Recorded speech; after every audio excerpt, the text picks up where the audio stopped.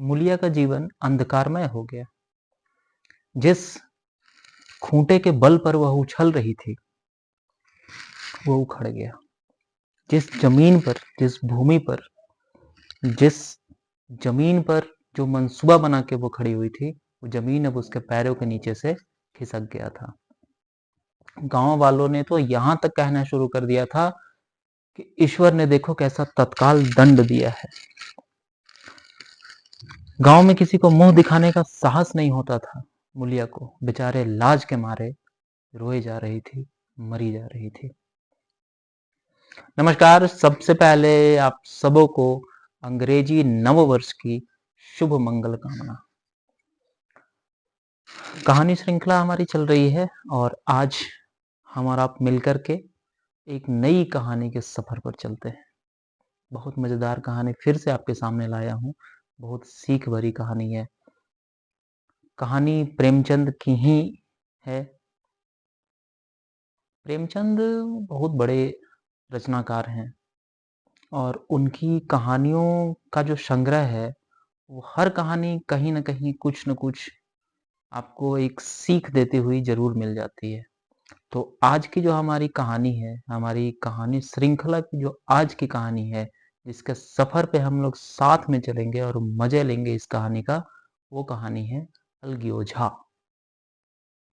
आपने सुना होगा प्रेमचंद की बहुत ही प्रसिद्ध कहानी है अलगीओझा।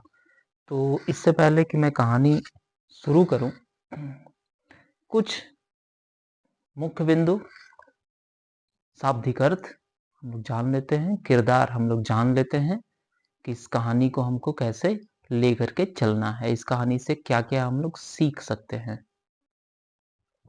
अलगयोझा, सबसे पहले इसका अर्थ समझते हैं। अलगयोझा का मतलब होता है बंटवारा होना। किसी परिवार के बीच में संयुक्त परिवार है, संयुक्त परिवार को बांटने का जो काम है या संयुक्त परिवार के बीच में जो बंटवारा होता है उसको बोला जाता है अलगयोझा। जैसे भैया इसी अलगयोझा के दुख से मर गया, या पिता या दादा इस अलगयोझा के दुख से चल बसे। अलगयोझा का शाब्दिक अर्थ निकल कर के आ रहा है कि ये एक संयुक्त परिवार है, उसके बीच में बंटवारा कर देना अलगयोझा होता है। अब इस कहानी के मुख्य पात्र कौन कौन है? तो इस कहानी, ये जो कहानी है, ये कहानी इर्द गिर्द जिस पात्र को केंद्र में रख करके रची बुनी गई है, तो सबसे पहला नाम आता है रघु का, जो कि भोलानाथ का बेटा है। कहानी की शुरुआत भोला महतो से हुई है। सॉरी, मैंने भोलानाथ कहा था, भोला महतो होगा। तो कहानी की शुरुआत भली के ही भोला महतो से हुई है, पर उनका रोल इस कहानी में ज्यादा नहीं है। शुरुआती भाग में ही है और वहीं तक वो सिमट करके खत्म हो गए हैं। भोला महतो की पत्नी, जिनका नाम है पन्ना, पन्ना के 4 बच्चे हैं। 3 बेटी है, 1 बेटा है। कहानी के साथ उन सभी बच्चों का हम लोग नाम भी जान लेंगे। और अंत में बसती है रघु की पत्नी, रघु की पत्नी जिसका नाम था मूलिया।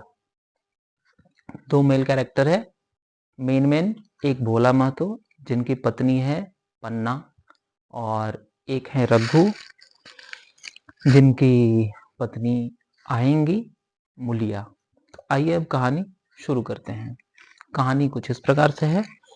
भोला महतो ने पहली स्त्री के मर जाने के बाद दूसरी सगाई की, तो उसके लड़के रघु के बुरे दिन आ गए।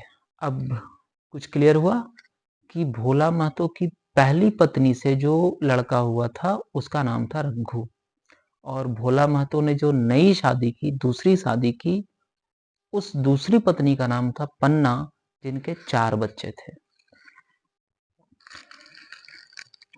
रघु उस समय केवल 10 वर्ष का ही था। चैन से गुल्ली डंडा खेला करता था गांव गांव में घूम करके, फिर करके। माँ के आते ही चक्की में जुतना पड़ा। सौतेली सौतेली ही होती है। शुरुआती भाग में आपको दिखेगा कि एक परिवार में जो घटना होता है, एक्चुअल में होता है जो घटना, वो आपको दिखेगा। अगर परिवार का बागडोर किसी ऐसे हाथ में चला जाए या किसी ऐसे गलत हाथ में पड़ जाए जिनको नियंत्रण करना नहीं आता है, साथ लेकर के चलना नहीं आता है, जो स्वार्थोन्मुखी व्यक्तित्व के धनी होते हैं, यदि ऐसे व्यक्ति के हाथ में आपके परिवार की बागडोर हो जाए तो आपके परिवार का टूटना निश्चित हो जाता है। हालांकि हालांकि समय अपने हिसाब से धीरे धीरे सभी काम को गलत और सही सिद्ध करता जाता है। समय के हिसाब से आपको इस कहानी में सब दिखने वाला है और एकदम से हमारे और आपके घर से रिलेट करती हुई कहानी है। आनंद लीजिएगा। तो रघु ही सारा काम करने लगा। जैसे गोबर रघु निकालता, बैल को सानी पानी रघु देता था, रघु ही जूठे बर्तन भी मांजता था और भोला की आंखें कुछ ऐसी फिरी कि अब बस उसमें रघु की बुराइयां ही नजर आने लगी थी। भोला कौन? पिता रघु के पहली पत्नी से जो बच्चा था और नई पत्नी आई थी पन्ना।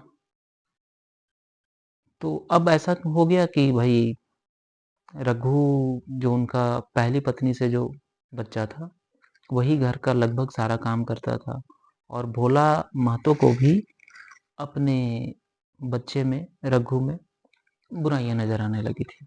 पर समय एक साथ नहीं रहता है। समय करवट लिया और 8-10 साल गुजर गए।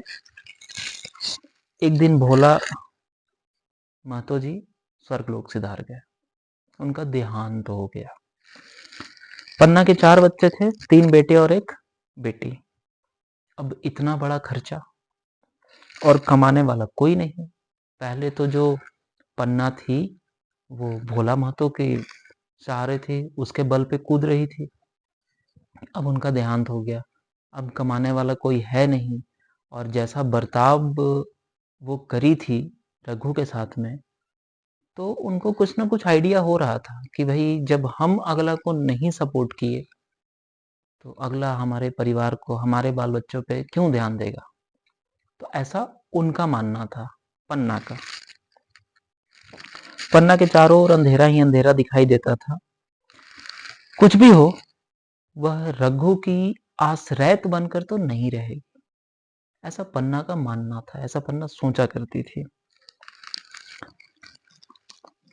क्या वह कोई दूसरा घर नहीं कर सकती है? विधवा है, मन में विचार कर रही है, क्योंकि कोई कमाने वाला नहीं है, कोई घर देखभाल करने वाला नहीं है घर का। तो बैठे बैठे विचार कर रही है सब सारा चीज कि क्या वो दूसरा शादी नहीं कर सकती है। अभी तो छोटे छोटे बच्चे हैं, बहुत बड़ी जिंदगी है, बहुत लंबी जिंदगी है, इतना सारा खेत खलिहान है, कौन देखेगा, कैसे क्या होगा, इन्हीं सब सोच में। तो भोला को उम्र 1 महीना गुजर गया था। संध्या हो गई थी। पन्ना इसी चिंता में पड़ी हुई थी कि सहसा उसे ख्याल आया कि लड़के घर में नहीं हैं, अभी छोटे छोटे बच्चे हैं सब, और यह बैलों की लौटने की बेला होती है। तो घर के लड़के बाहर हैं, बैल गाय भैंस आते हैं गांव में। जब शाम शाम का समय हो जाता है, संध्या बेला होता है, जैसे गोरू बेला कहते हैं, गोधूली बेला हम लोग बोलते हैं ना। अपभ्रंश होकर के गधा बेला हो गया है वो। तो वो बेला में संध्या के समय में जब जानवर बाहर से घर में लौटते हैं, उस समय अगर कोई छोटा बच्चा बाहर खेल रहा हो तो हो सकता है वो जानवर के पैर से उसको चोट लग जाए, उसको कुछ हो जाए, जानवर चढ़ जाए, कुछ भी घटना हो सकता है, सींग से उठा के फेंक दे। तो इन्हीं सब का चिंता में वो चिंता मग्न हुई पन्ना। घर से बाहर निकली देखने के लिए कि बच्चा सबको बुला लेते हैं, तो क्या देखती है, रघु सामने झोपड़े में बैठा ऊख की गडेरिया बना रहा था। तीनों लड़के उसे घेरे खड़े हैं और सबसे छोटी बच्ची थी, छोटी लड़की, वो उसके कंधे पे ऐसे झूल रही है हाथ रख करके। ये नजारा देख करके तो पन्ना आश्चर्यचकित रह गई, अचंभित रह गई कि ऐसा कैसे है भाई। पन्ना को अपनी आंखों पर विश्वास नहीं आया, आज तो यह नई बात है। पर पन्ना को ऐसा लगा कि हो सकता है शायद दुनिया को दिखाने के लिए ये करता होगा कि अपने भाइयों को कितना चाहता हूं। मन में छुरी है, घात मिले तो जान ले ले, ऐसा पन्ना के मन में विचार उठ रहा था। काला सांप है, काला सांप, पन्ना का विचार है रघु के लिए। जो दृश्य देखा पन्ना ने, तो उसके मस्तिष्क पटल पर ये सारे बातें उभर करके आ गई। रघु ने विनीत नेत्रों से देखकर कहा, मैं तो हूं ही काकी, डर किस बात का। बाहर तो मैं हूं ही, फिर आप डर क्यों रही हो। बड़ा लड़का केदार बोला। केदार, जो पन्ने के 4 बच्चे थे ना, उनमें सबसे बड़ा लड़का का नाम था केदार। आगे वो भी मुख्य भूमिका में आपको नजर आने वाला है।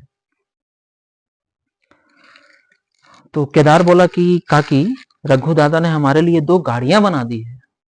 आपको याद हो सकता है आएगा, हम लोग जो गांव में रहा करते थे, तो लकड़ी का एक तख्ता रहता था, और उस लकड़ी के तख्ते के नीचे 4 पहिया लगा दिया जाता था।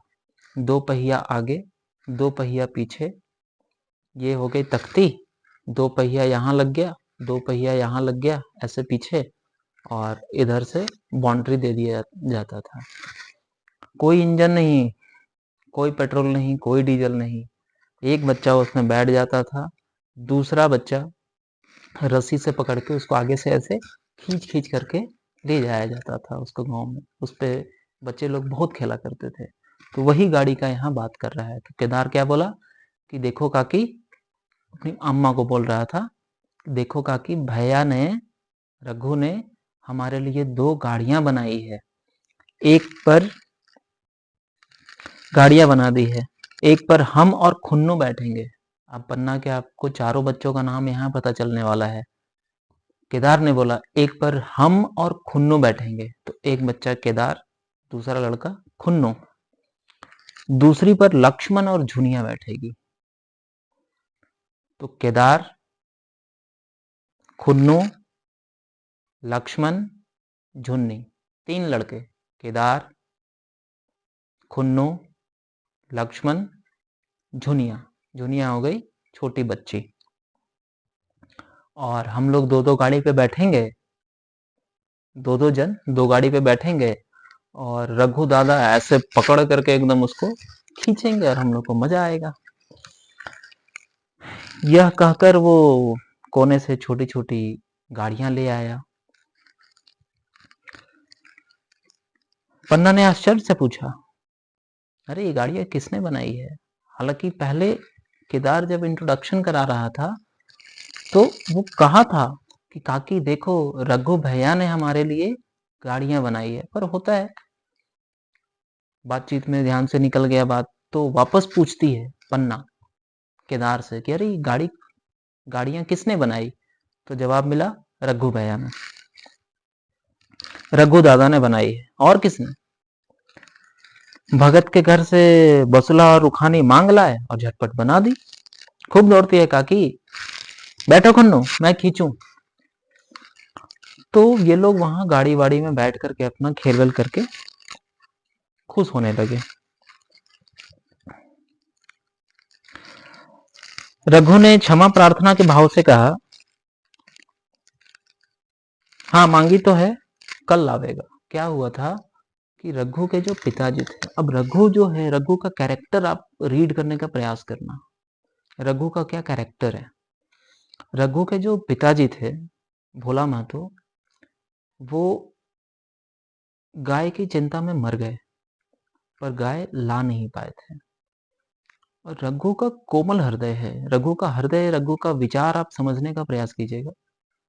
रघु जब छोटा था, इनफैक्ट उसकी पहली माँ मर गई जब भोला महतो ने दूसरी शादी की पन्ना से, तो सारा काम घर का रघु क्या करता था, सानी पानी देना, चौका बर्तन करना, झाड़ू बहारू करना, ये सारा काम रघु के जिम्मे आ गया था।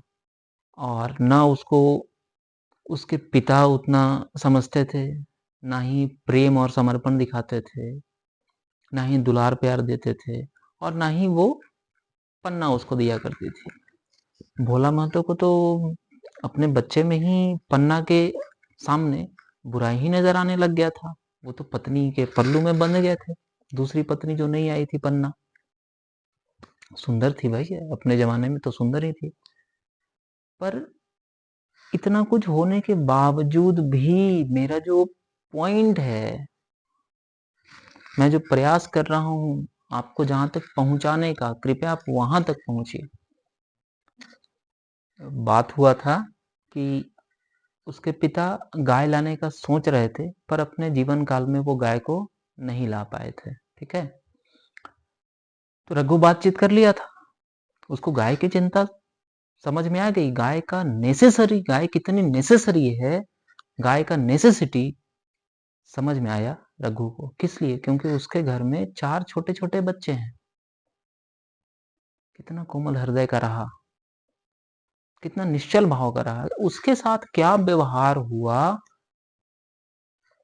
वो उसको तवज्जो नहीं दिया, उसको प्राथमिकता नहीं दिया कि उसके साथ क्या व्यवहार किया गया। जब जो जरूरी था, ध्यान दीजिएगा, जब जो जरूरी था उसने किया। जैसे गाय का बात कर रहा था रघु लाने के लिए, तो जब पता चला कि गाय का बात किया है रघु पन्ना को, तो पन्ना ने पूछा कि रुपये किसके घर से आएंगे, यह भी सोचा है? तो रघु ने कहा कि सब सोच लिया है काकी, आप टेंशन मत लीजिए।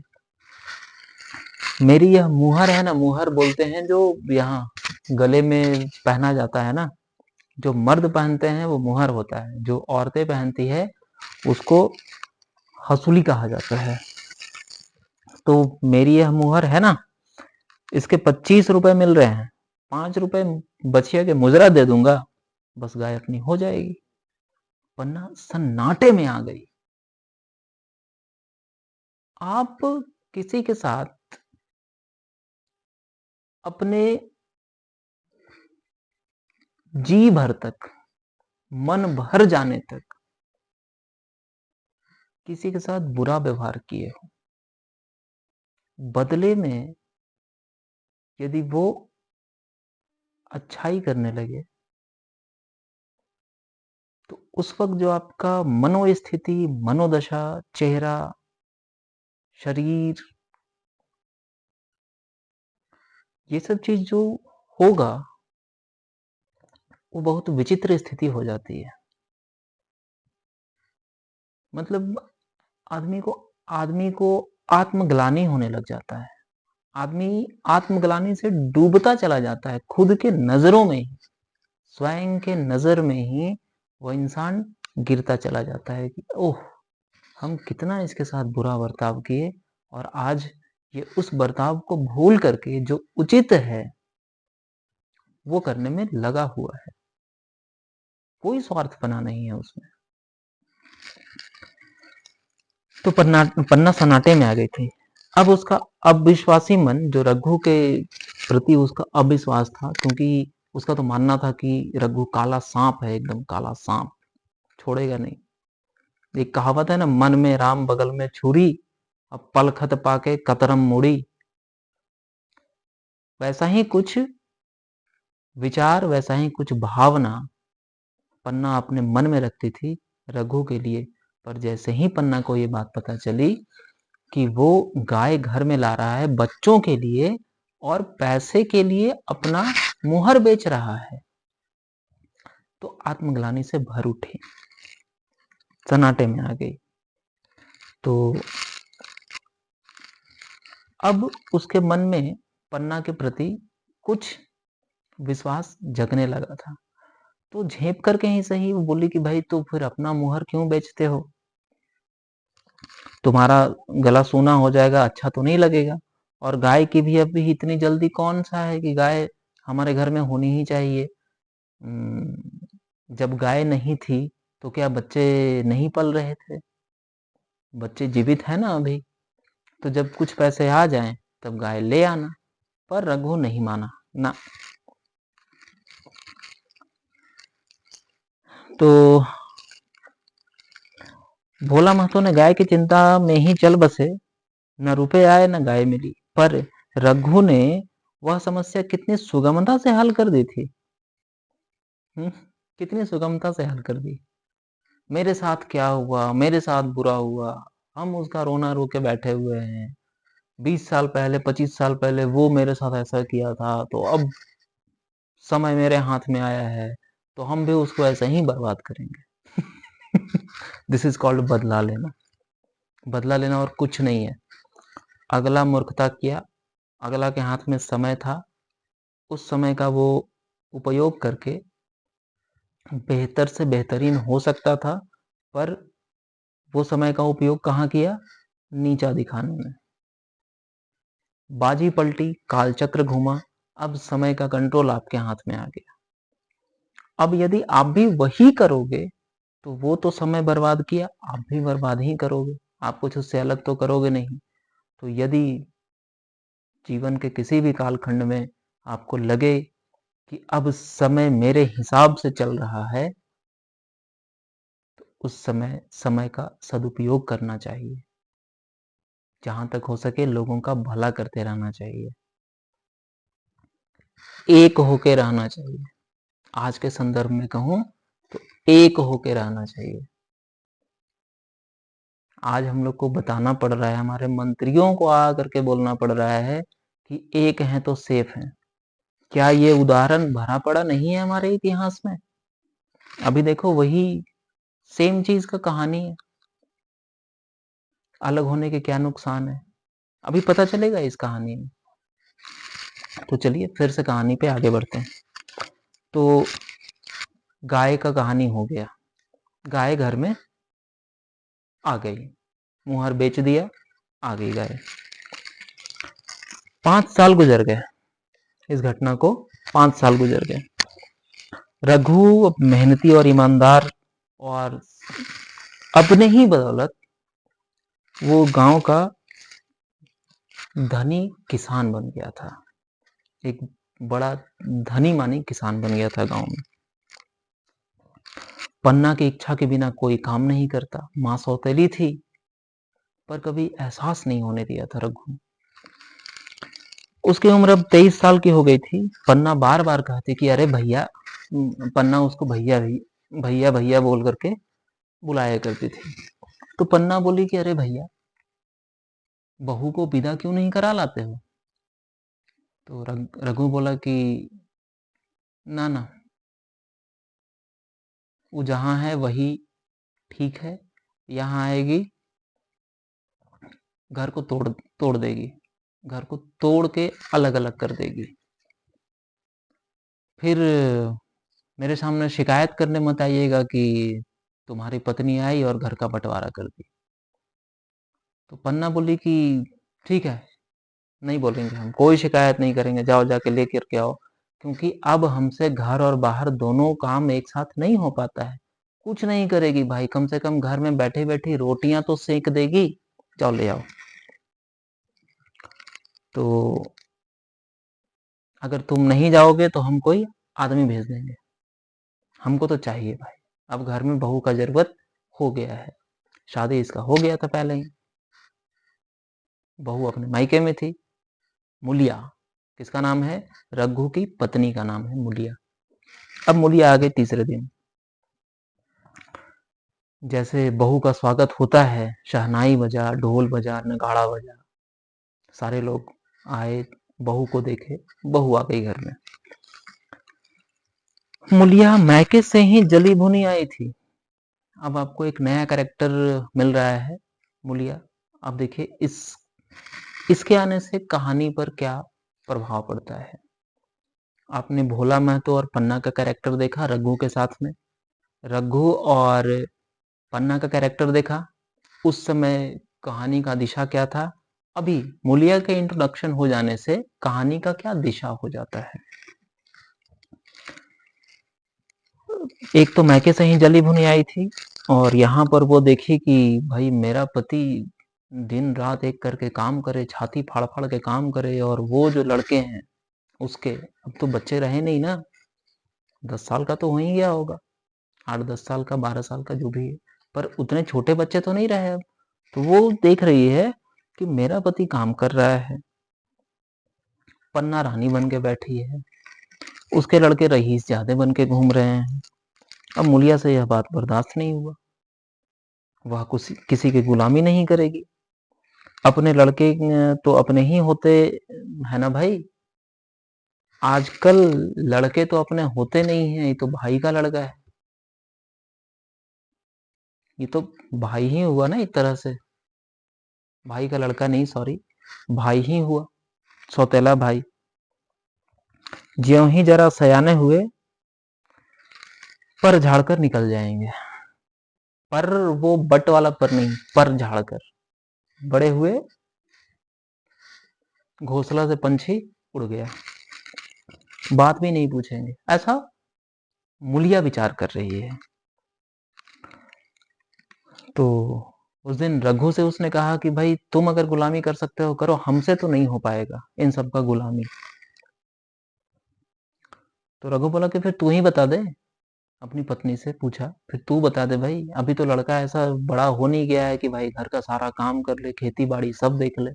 हाँ, बाल्यावस्था भली के खत्म हो गया है, पर इतने भी जवान नहीं हो गए हैं कि घर बाहर खेती बाड़ी सब देख ले। तू बता क्या करना चाहिए? तो मुलिया का जवाब था कि लड़के तुम्हारे अपने तो है नहीं, वो दूसरे के लड़के हैं। यही पन्ना है। अब यहाँ देखना है, एक एक शब्द पर ध्यान देना, कि जो उस तरीके का मानसिकता का लोग आपके घर में आता है, उसका विजन क्या होता है। तोड़ने वाला का विजन और जोड़ने वाला का विजन में क्या अंतर होता है, आपको इस पैराग्राफ से पता चलने वाला है। यही पन्ना है जो तुम्हें दाने दाने को तरसाती थी। सब सुन चुकी हूं, मैं लौंडी बनकर न रहूंगी, रुपये पैसे का मुझे कुछ हिसाब नहीं मिलता, न जाने तुम क्या लाते हो और वह क्या करती है। तुम समझते हो रुपये घर में ही तो है, मगर देख लेना तुम्हें जो एक फूटी कौड़ी भी मिले। ये पन्ना का बयान है, पन्ना का विचार है, सॉरी, मूलिया का विचार है। पन्ना के लिए रघु को बोल रही है कि ऐसा ऐसा हो सकता है, इनफैक्ट ऐसा ऐसा ही होगा। तो वहां पर ही मूलिया और रघु के बीच में कुछ बाता बाती होता है, कुछ बहसबाजी हो जाती है। तो एक दिन का बात है कि पन्ना ने मुहे का सुखावन डाला था, कोई चीज था, सुखौता बना रही थी, तो उसके लिए वो धूप में उसको रख करके गई थी। बरसात का दिन शुरू हो गया था और पानी पड़े तो भाई अनाज तो गीला हो ही जाएगा। तो वो नहाई चुकी नहीं थी, तो उसने कहा मुलिया से, अपनी बहू से, कि बहू जरा देखती रहना, मैं तालाब से नहा करके आती हूँ। तो मुलिया ने बड़ी लापरवाही से दो टूक जवाब दिया, मुझे नींद आ रही है, तुम बैठकर देखो, एक दिन नहीं नहाओगी तो क्या हो जाएगा। पन्ना ने साड़ी उठाकर रख दी, नहाने नहीं गई, मुलिया का बार खाली चला गया। अब मुलिया हर दिन ये प्रयास करने में लगी हुई है कि घर का बंटवारा जल्दी से जल्दी हो जाए। ये मुलिया का प्रयास है अभी।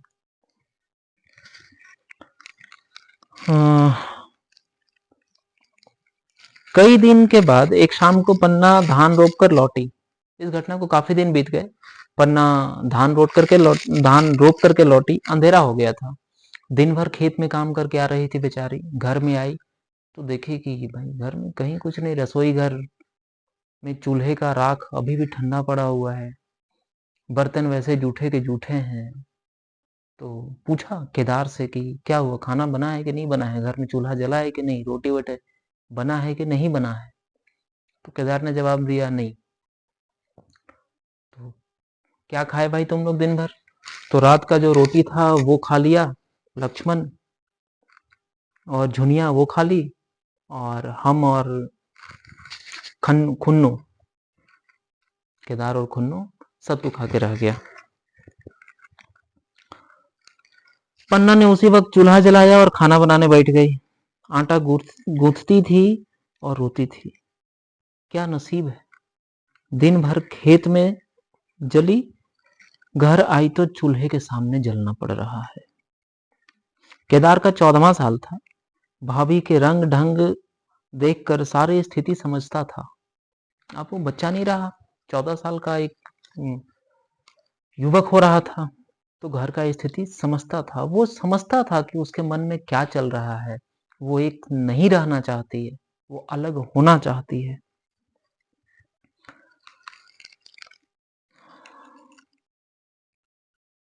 केदार बोला कि भाभी अब तुम्हारे साथ नहीं रहना चाहती। अपनी अपनी माँ से बोला, पन्ना से। तो पन्ना ने उत्सुकता बस पूछा कि अरे तुमसे कुछ बोल रही थी क्या इस विषय में? केदार का जवाब आया, नहीं उसने ऐसा बोला तो नहीं, पर हाव भाव व्यवहार से पता चल जाता है कि उसके मन में यही बात है। तो जब वो चाह रही है तो उसको छोड़ दो ना भाई, वो अपना अलग रहे, हम लोग अपना अलग रहे, क्यों साथ रखने पे तुली हुई हो तुम? तो पन्ना का जो जवाब आया है, पन्ना जो जवाब दी है अपना बेटा को, केदार को जो डांटी है, पन्ना ने दांतों से जीभ दबा दबा करके कहा, चुप, मेरे सामने ऐसी बात भूल कर भी नहीं कहना। बोला सो बोला, दोबारा से मेरे सामने ऐसा बात भूल कर निकाला तो जवान खींच लेंगे। रघु भाई नहीं, तुम्हारा बाप है, पाल पोस करके बड़ा कर दिया है, तुम आज होशियार हो गए हो। ऐसा डांट करके उसको चुप करा दी। दशहरे का त्योहार आया है, सब घूमने जा रहे हैं, गांव के सब लोग घूमने जा रहे हैं। तो बच्चों का भी मन है भाई, जब बड़ा बेटा ही 14 का है तो सब वही 8-10, ये शायद अब पढ़ाई छोड़ चुका है, और जो छोटे लड़के हैं वो अभी स्कूल जाते हैं, पढ़ाई करने जाते हैं। तो मेला है तो भाई बच्चों का ही मेला में तो बच्चा जाएगा, घूमेगा ही। तो बच्चों का मन हो रहा था घूमने जाने का, पर घर की जो चाबी थी जहाँ पैसे रखे जाते थे, वो चाबी तो थी मुलिया के पास। अब पन्ना मांगे तो कैसे मांगे? इतने में रघु का एंट्री होता है। तो पैसा मांगा गया कि भाई पैसा दीजिए, घूमने जाना है। तो उसको पता चला, तो रघु ने झिड़क करके कहा, मेला देखने क्यों नहीं जाएंगे? सारा गांव जा रहा है, हमारे ही लड़के नहीं जाएंगे?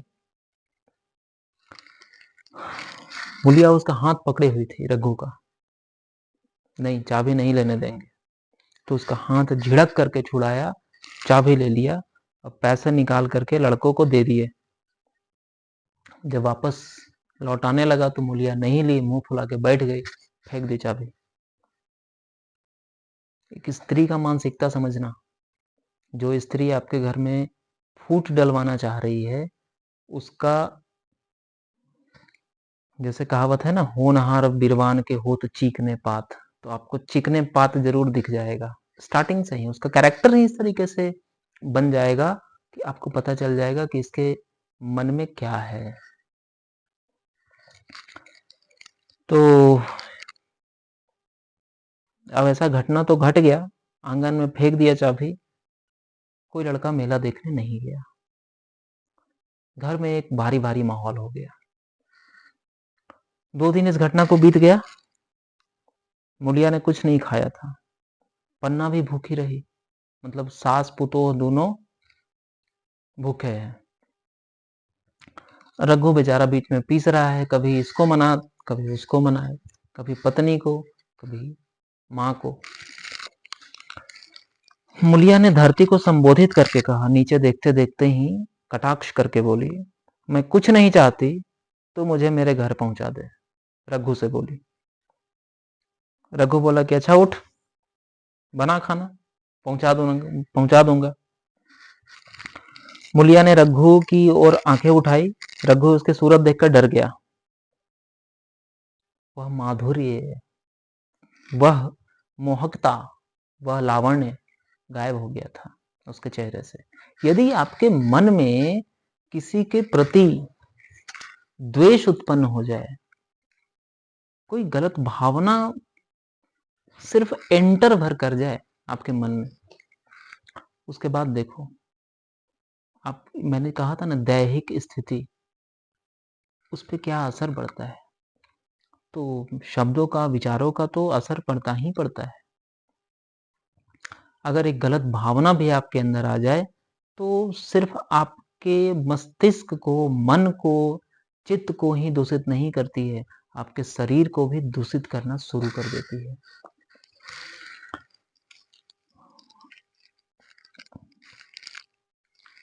अंगारे किसी लाल आंखों से देख करके बोली, मूलिया, अच्छा तो काकी ने यह सलाह दी है, यह मंत्र पढ़ाया है, तो यहां ऐसी कच्ची नहीं हूं, तुम दोनों की छाती पर मूंग दलूंगी।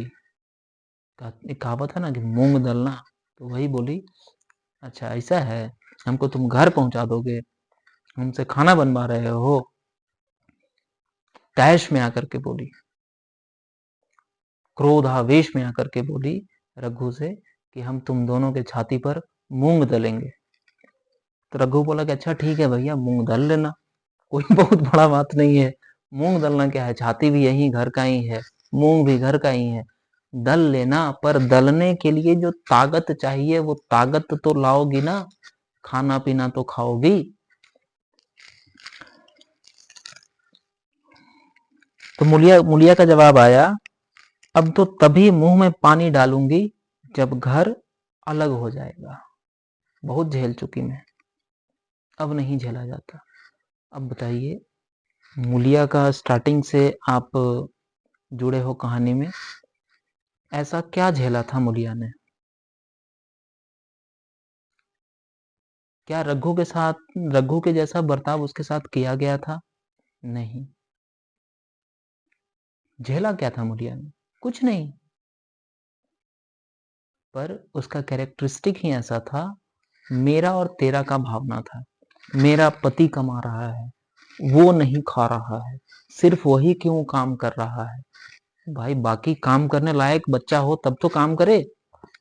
अब आप 5 साल के बच्चे से काम कराओगे खेत में? ये था मूलिया का कैरेक्टरिस्टिक। तो मूलिया जिस बात को लेकर के उधेड़ बुन में थी, वो उसके मुंह से आज निकल गया था कि मुंह में तभी पानी डालूंगी जब घर अलग हो जाएगा। रघु सन्नाटे में आ गया। सोचना भी पाप, हम तो ऐसा सोच भी नहीं सकते हैं, बोलने का जुर्रत कैसे कर दी।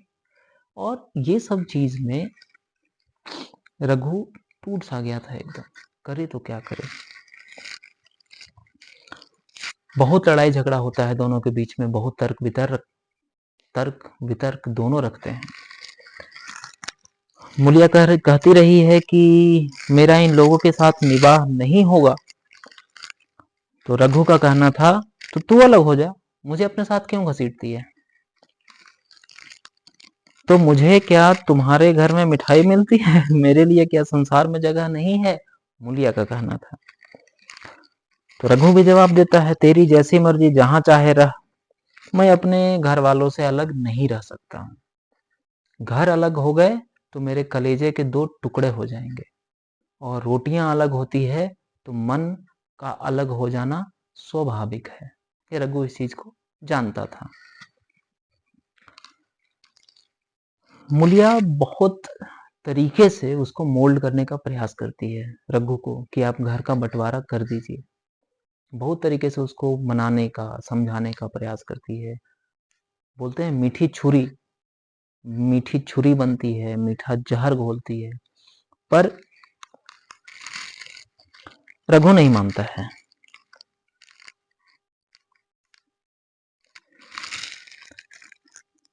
मूलिया बोलती है कि मैं काम करने से नहीं डरती, ना बैठे बैठे खाना चाहती हूँ, मगर मुझे किसी की धौंस नहीं सही जाती।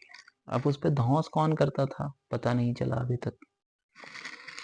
तुम्हारे ही काकी घर का काम काज करती है तो अपने लिए करती है ना, अपने बच्चों के लिए करती है ना, मेरे लिए थोड़ी करती है। उनका बाल बच्चा है, वो काम करती है। तो ये जो भावना है मूलिया के अंदर में, मेरा और तेरा, यही मूल जड़ होता है परिवार को खंड खंड कर देने का। हालांकि मूलिया की ये रसीली बातें रघु पर कोई असर नहीं डाल सकी थी। वह उसी रुखाई से बोला, मूलिया मुझसे यह नहीं होगा। अलग होने का ध्यान करते ही मेरा मन जाने कैसा करने लगता है। तो मूलिया जब देखे कि अब कोई उपाय नहीं सूझ रहा है, रघु मानने को तैयार नहीं है, तो उसने अंतिम दांव खेला। उपहास उड़ाते हुए कहा, परिहास करके कहा कि तब मेरी चूड़ियां तुम पहन लो रघु, और मैं तुम्हारी मूछें लगा लेती हूँ। पन्ना ये सब सुन रही थी दलान में खड़े खड़े। सुनते सुनते उसे रहा नहीं गया। सामने आकर रघु से बोली कि जब वह अलग होने पर तुली हुई है तो फिर तुम क्यों उसे जबरदस्ती मिलाए रखना चाहते हो? तुम उसे लेकर रहो, हमारे भगवान मालिक हैं। जब महतो जी गुजर गए थे तो भी हमारा गुजर बसर हुआ। भगवान थे, आगे भी भगवान देखेंगे। और अब तो लड़का भी सब बाल बच्चा जो था छोटा छोटा वो बड़ा हो गया है, तो उसका भी कोई विशेष चिंता नहीं है।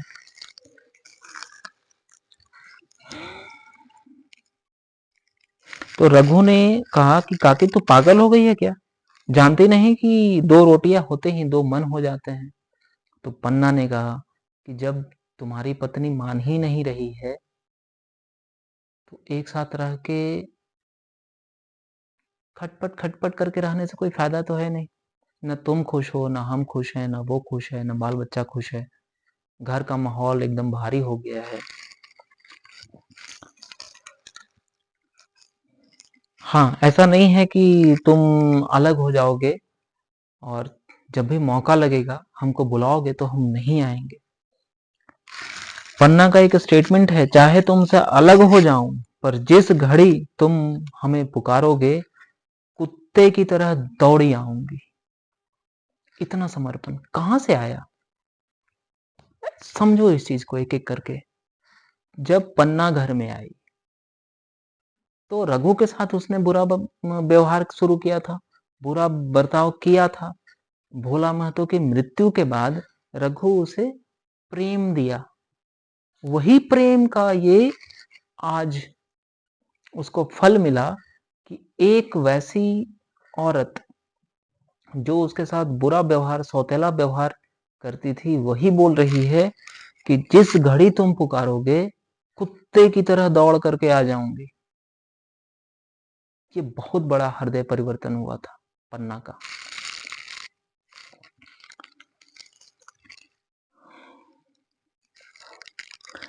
पन्ना की बातें सुनकर मूलिया समझ गई थी कि अब अपने पौबारा है। अब मूलिया को लगने लगा था कि अब घर का बंटवारा हो जाएगा। चटपट उठी, घर में झाड़ू लगाया, चूल्हा जलाया, कुएं से पानी लाने गई। अब गांव के स्त्रियों के दो दल होते हैं, एक बहुओं का, दूसरा सासों का। बहुएं जब मिलती थी तो सास की बुराइयां करती थी, सास जब मिलती थी तो बहुएं की बुराइयां करती थी। काफी दिन हो गया बटे हुए।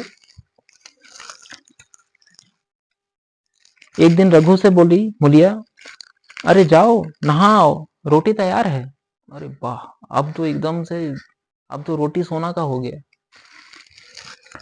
रघु ने मानो सुना ही नहीं, सिर पर हाथ रखकर द्वार की तरफ ताकता रहा।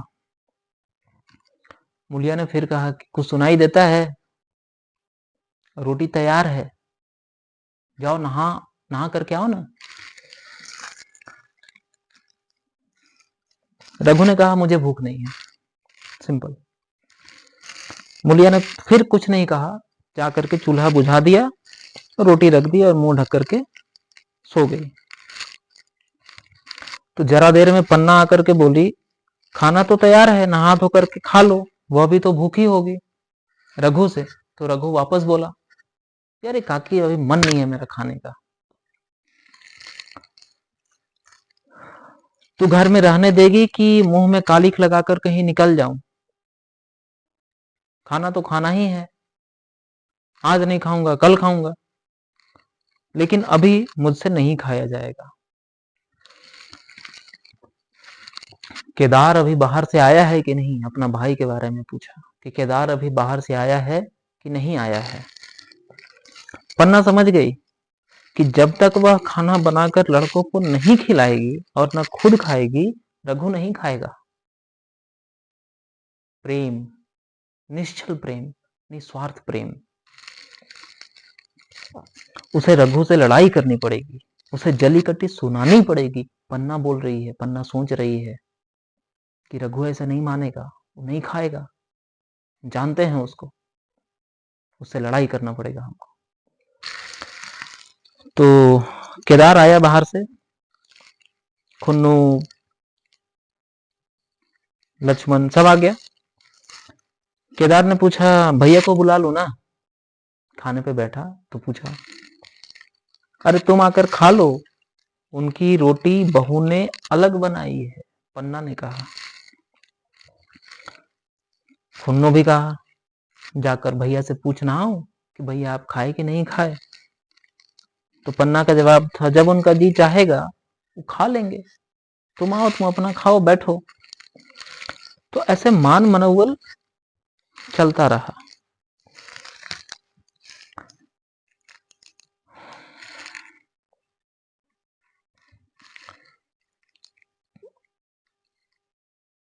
खुन्नू से आखिर नहीं रहा गया, तो दरवाजे पर आकर के झांका तो देखा कि भैया अभी नारियल पानी पी रहे हैं।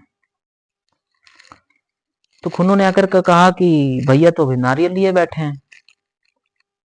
तो पन्ना ने कहा, जब जी चाहेगा खाएंगे। तो केदार ने कहा कि अरे भैया ने भाभी को डांटा नहीं। तो मुलिया अपनी कोठरी में जो पड़ी पड़ी सुन रही थी, बाहर आकर के बोली, भैया ने तो नहीं डांटा, तुम डांट दो। केदार का चेहरे का रंग उड़ गया था, फिर कभी अपनी जुबान खोली नहीं। तीनों लड़कों ने खाना खाया और बाहर निकले। लू चलने लगी थी। आम के बाग में गांव के लड़के लड़कियां हवा से गिरे हुए आम चुन रहे थे। केदार ने कहा कि आज हम भी आम चुनने चलें, खूब आम गिर रहे हैं। खुन्नू ने कहा कि दादाजी बैठे हैं, दादा मैंने भैया, रघु भैया बैठे हैं, मैं ले जाऊंगा, डटाई कर देंगे। पर ऐसा कुछ हुआ नहीं, सब निकल गए। रघु उनको कुछ बोला नहीं। पन्ना आई बाहर तो रघु ने पूछा कि काकी लड़के बाहर गए हैं, लू चल रहा है, अभी तक आए नहीं हैं, तो जाकर के ले आऊं क्या? सब लू में मारे मारे फिर रहे होंगे।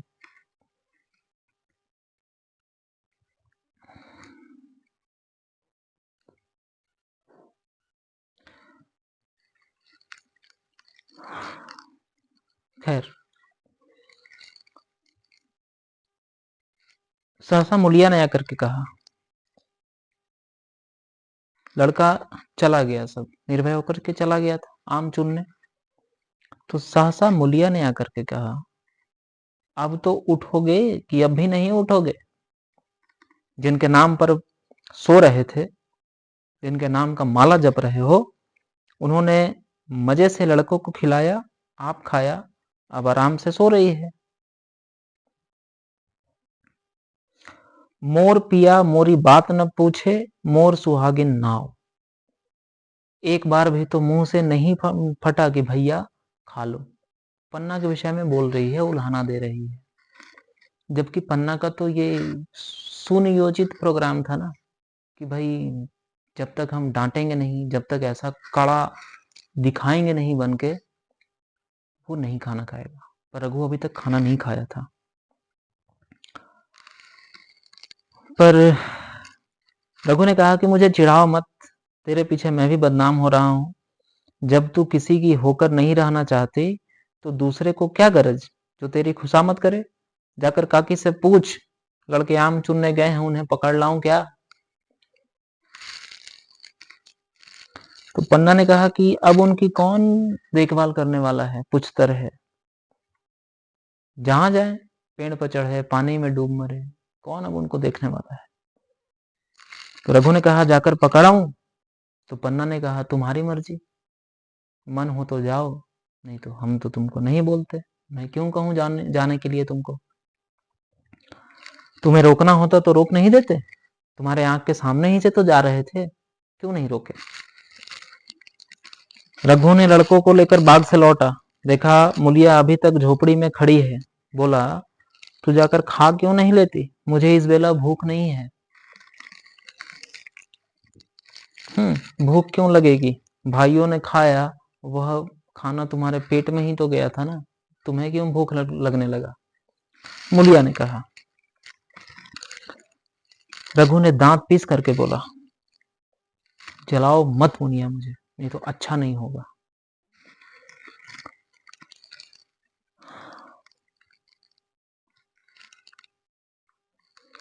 ऐसे बहुत सारा मान मनोबल होता है इसके बीच में। अभी तक रघु खाना नहीं खाया है, जब से घर का बंटवारा हुआ है तब से लेकर के अभी तक खाना नहीं खाया है।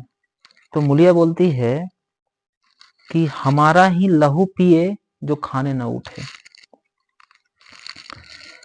रघु ने कानों पर हाथ रखा, अरे ये तुमने क्या बोल दिया मुलिया, मैं तो उठ ही रहा था, चल खा लूं, नहाने धोने कौन जाए, तो आके खा लिया।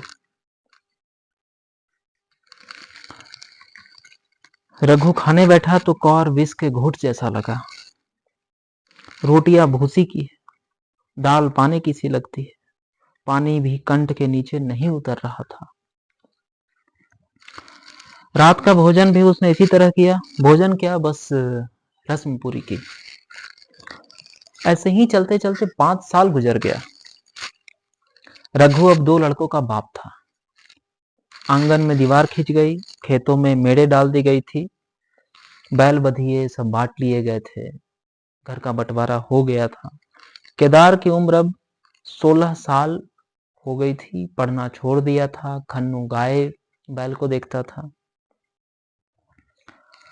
मुलिया के दोनों लड़के बहुधा पन्ना के पास ही रहते थे, दोनों छोटा ही था अभी। वही उन्हें उबटन मलती, माने काजल तेल नहाना धोआना सब करती थी, गोद में लिए लिए फिरती थी, मगर मुलिया के मुंह से अनुग्रह का एक शब्द भी नहीं निकलता था।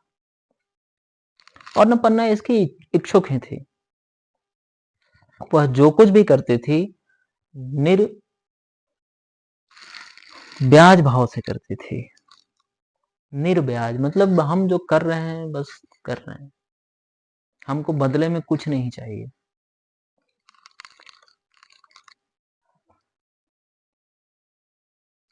ऐसा उसका स्वभाव था। एक होता है ना कि हम कर रहे हैं इस उम्मीद से कर रहे हैं। तो पन्ना को कोई उम्मीद नहीं था मुलिया से, तो जानती थी समझती थी, तो उम्मीद क्यों लगाती। कर्मण्येवाधिकारस्थे मां फलेषु कदाचन, वही सिस्टम पे अपना काम करती थी।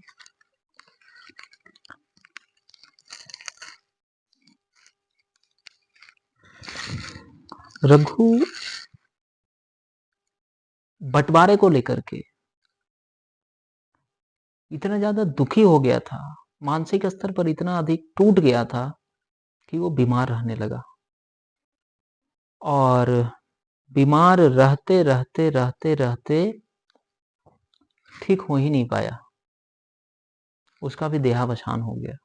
तकरीबन 30 साल की उम्र में रघु दुनिया से चला गया। अंत समय में उसने केदार को बुलाया, पर केदार को ऊख में पानी देना था। डरा कहीं दवा के लिए तो ना भेज दें, बहाना बता दिया था। तो अंतिम समय में भेंट नहीं हो पाया था अपने भैया से, रघु से। मूलिया का जीवन अब अंधकारमय हो गया। जिस भूमि पर उसने मंसूबों की दीवार खड़ी की थी, अब नीचे खिसक गई थी। जिस खूंटे के बल पर वह उछल रही थी, वह अब उखड़ गया था। गांव वालों ने कहना शुरू किया, ईश्वर ने कैसा तत्काल दंड दिया। मारे घमंड के धरती पर पांव नहीं रखती थी, आखिर सजा मिल गई कि नहीं? आखिर सजा मिल ही गई। खैर 13 दिन बीत गया, क्रियाकर्म से छुट्टी मिली। दूसरे दिन सवेरे मूलिया ने दोनों बालकों को गोद में उठाया और अनाज मारने चली। खलिहान में पहुंचकर उसने एक को तो पेड़ के नीचे घास के नरम बिस्तर पर सुला दिया, दूसरे को वहीं बैठाकर अनाज मारने लगी। बैलों को हाँकती थी और रोती थी। क्या इसीलिए भगवान ने उसको जन्म दिया था? तुम्हारे ही कर्म का फल है जो उसे भुगतना पड़ रहा है। ये नहीं समझ पाई थी मूलिया। अगर मूलिया कर्म का सिद्धांत को समझती तो ऐसा नहीं करती। या वैसा कोई व्यक्ति, मेरा उनसे करबद्ध निवेदन है, कोई व्यक्ति जो कर्म का सिद्धांत नहीं समझते हैं, उनको ऐसा ही दिन देखना पड़ता है।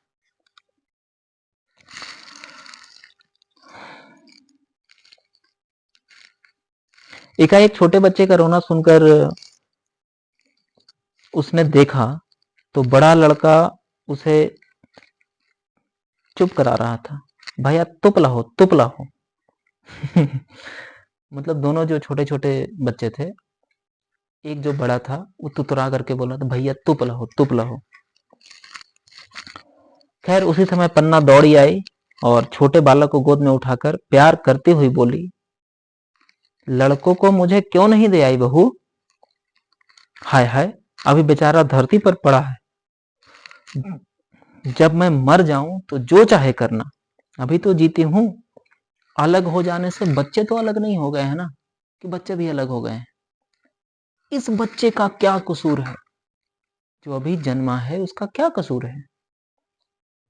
वो तो नहीं प्लानिंग कर रहा था ना अलग होने का या साथ में रहने का। उसको जब एक अच्छा जीवन दिया जा सकता है, उसको जब एक गोद दिया जा सकता है, तो वो जमीन पे क्यों पड़ा रहेगा? बस यही तर्क समझना है। जब मेल मिलाप करने से, अपना अहंकार खत्म कर देने भर से उस बच्चे को एक गोद मिल रहा है, तो हम अहंकार बीच में क्यों लाएं? बच्चा जमीन पे सो रहा है या बच्चे को जमीन पे लिटाया जा रहा है, क्यों लिटाया जा रहा है? क्या बच्चे ने कुछ कर्म किया? कर्म किया उसकी मां ने, मूलिया ने। घर तोड़ा मूलिया ने, उसका दंड मिल रहा है बच्चे को।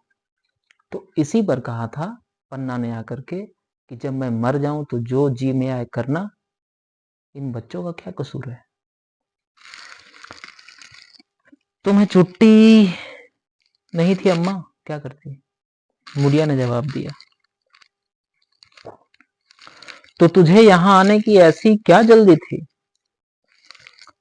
डांट मार न जाती, 3 लड़के तो हैं, किस दिन काम आवेंगे? केदार कल ही तो बोल रहा था कि खेत मारने को, कल ही बोल रहा था, पर मैंने कहा पहले ऊख में पानी दे लो, फिर खेत मार देना या अनाज मार देना। क्योंकि ऊख में पानी नहीं छोड़ेगा तो सूख जाएगा, सब मुरझा जाएगा, मर जाएगा। तो वो काम जरूरी था। अनाज मारने का काम हम 3 दिन 4 दिन बाद भी करेंगे तो कोई दिक्कत नहीं है, क्योंकि ये फसल पक गया है।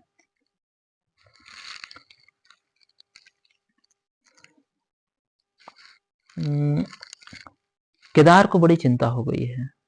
अब नेक्स्ट कैरेक्टर से आपका इंट्रोडक्शन करवाते हैं, केदार। केदार के आने से इस कहानी का क्या मोड़ होने वाला है, इसके साथ आप चलो। आपने मूलिया का कैरेक्टर देख लिया, उसके आने से कहानी क्या, उसके आने से पहले कहानी क्या था, कैसा मेल मिलाप था, कैसा प्रेम था, उसके आने के बाद घर का क्या स्थिति हो गया। अब केदार की एंट्री हो गई है, क्योंकि रघु का देहावसान हो गया है। केदार को बड़ी चिंता हो गई है, दिन में 100-100 बार पूछता है कि अरे भाभी तो बहुत रोती होगी, देख लड़के भूखे तो नहीं, कोई लड़का रोता है क्या, बच्चा क्यों रोता है, वो वहां क्यों जा रहा है, इसका कपड़ा क्यों नहीं पहना है, पैंट क्यों नहीं पहना है, दूध पिया कि नहीं, रोटी खाया कि नहीं, सारा ध्यान देने लगा था केदार।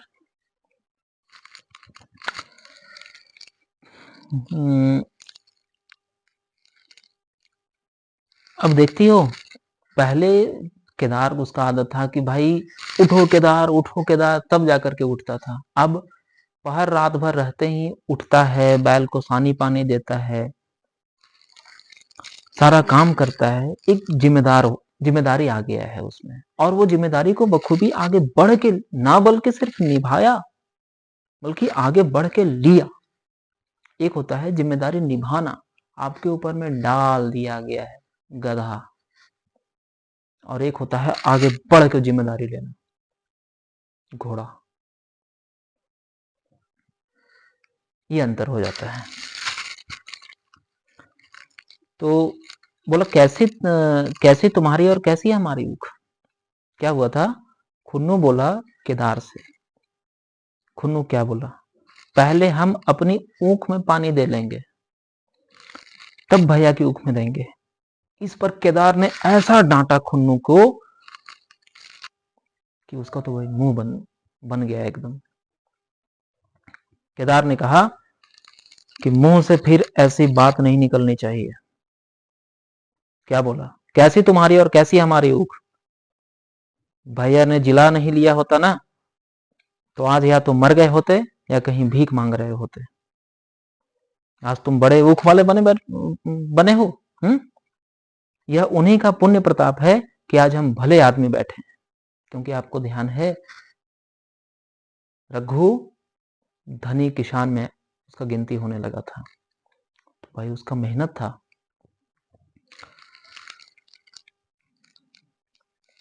परसों रोटी खाने को बुलाने गई तो मड़ैया में बैठा रो रहा था।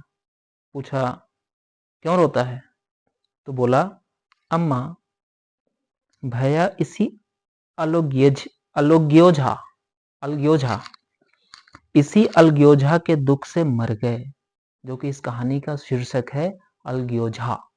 तो भैया इसी अलग्योझा के दुख से मर गए, घर के बंटवारे के दुख से मर गए, वरना 30 साल नहीं तो अभी उनकी उम्र ही क्या थी। उस वक्त नहीं सूझा, नहीं उनसे क्यों बिगाड़ कर लेते हैं। तो यदि आपका सोच में दूरदर्शिता नहीं है, तो आपके घर में ऐसी घटनाएं घटेंगी ही घटेंगी। खैर, इस घटना को गुजरे हुए 5 साल हो गए। पन्ना बूढ़ी हो गई है, केदार घर का मालिक है और मुलिया घर की मालकिन है। खुन्नू और लक्ष्मण के विवाह हो चुके हैं।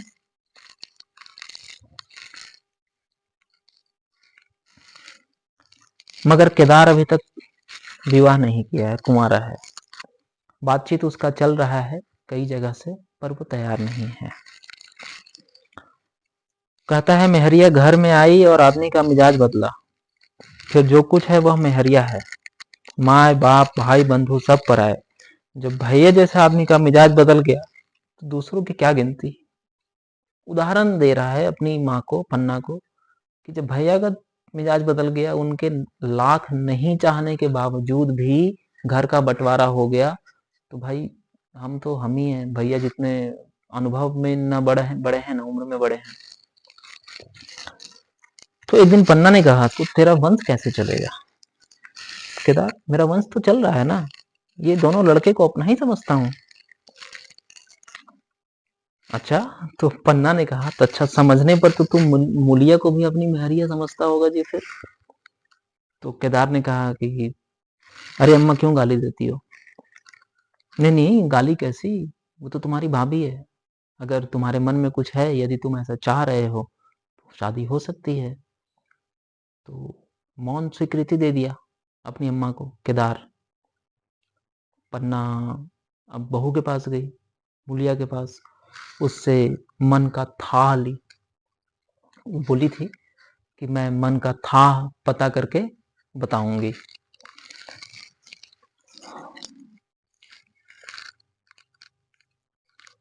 तो पन्ना तो ये तो समझ गई कि केदार का दिल मुलिया पर आया हुआ है। अब पन्ना गई मुलिया का मन का था लेने के लिए। तो मुलिया ने कहा कि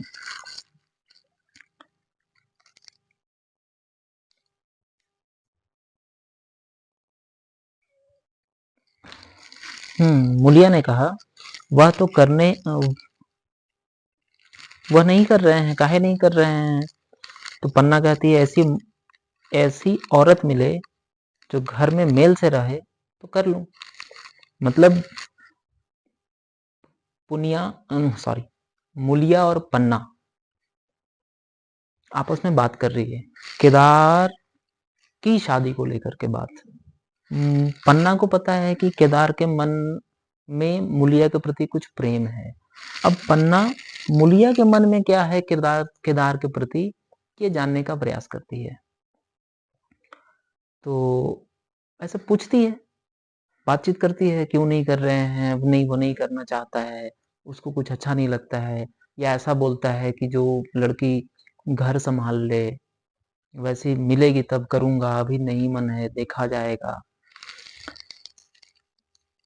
तो ना जाने लड़की मानेगी कि नहीं मानेगी। मैंने पन्ना फिर बोली कि एक लड़की तो नजर में है, लेकिन पता नहीं वो मानेगी कि नहीं मानेगी। तो मुलिया बोली कि अरे क्यों नहीं मानेगी, ऐसा सुंदर कमाऊ सुशील वर और कहाँ मिल सकता है।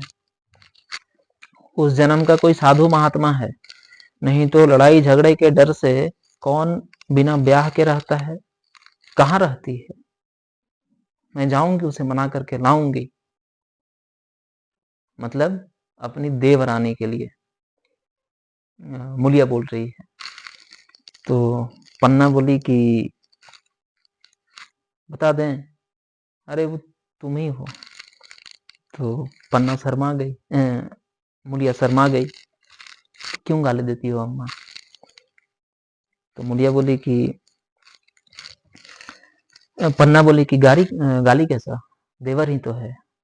मुलिया बोली कि भाई हम जैसा बूढ़ी से वो क्यों शादी ब्याह करने लगेगा। पन्ना का कहना था कि केदार तो तुमको कब से चाह रहा है, तुझी पर दांत लगाए बैठा हुआ है। तेरे सिवा कोई उसे भाती ही नहीं है। डर के मारे कहता नहीं, पर उसके मन की बात मैं जानती हूँ। वैधव्य के शोक से मुरझाया हुआ मुलिया का पीत बदन कमल की भांति अरुण हो गया। 10 वर्षों में जो उसने खोया था, इसी एक क्षण में मानो ब्याज के साथ सब मिल गया। वही लावण्य, वही विकास, वही आकर्षण, वही लोच, वही मुखमंडल, वही प्रेम, सारा कुछ उसने एक क्षण में पा लिया था। यही हमारी कहानी समाप्त होती है। फिर मिलेंगे आपसे ऐसे ढेर सारी कहानी के माध्यम से। तब तक अपना और अपनों का खूब ख्याल रखिए। धन्यवाद।